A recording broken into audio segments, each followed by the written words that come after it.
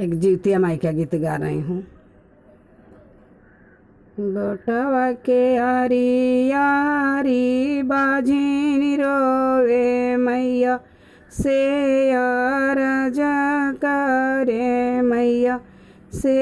अरज करे हो मैया हम के बालक कब देबू बालक सुख पैत बालक सुख पैत नाओ गोटवा ऊपर ऊपर मैया बोले बाजी तू चुप रह बाजी तू चुप रह हो हे बाजिन पिछिला जनमा के कारमा बालक कैसे पैबू बालक कैसे पैबू नाओ बाजिन पिछिला जनमा के कारमा बालक कैसे पैबू त गोद कैसे भरी है ना हो के कर के देलू मैया दुई लाला के कर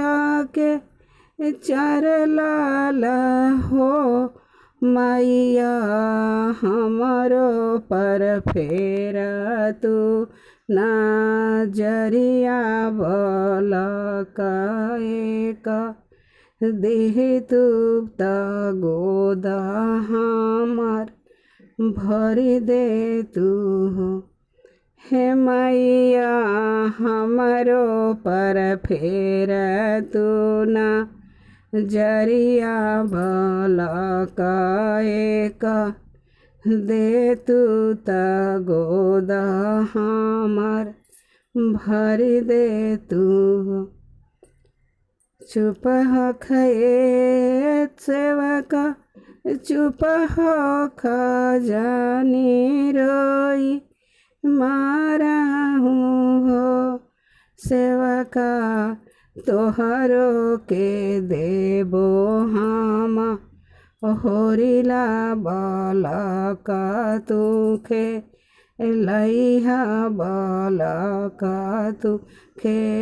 लैहनु हे सेवका भरी देबो तोहरो गोदिया जीवतिया तू भूखी जीवतिया तू भूखियान हे बेटी निरजल जीवतिया तू भूखिया गोटावा में जई मंगल एक गई मंगल एक गई ना हो हे बेटी तोहरो के दे बोला लानवा लाना सुख पैबू लाना तुखे लैबू न हो हे बेटी तोहरो के देवी हम लकवा भलक सुख पैह बालक तुखे लैबू न हो। जय जीवतिया माई।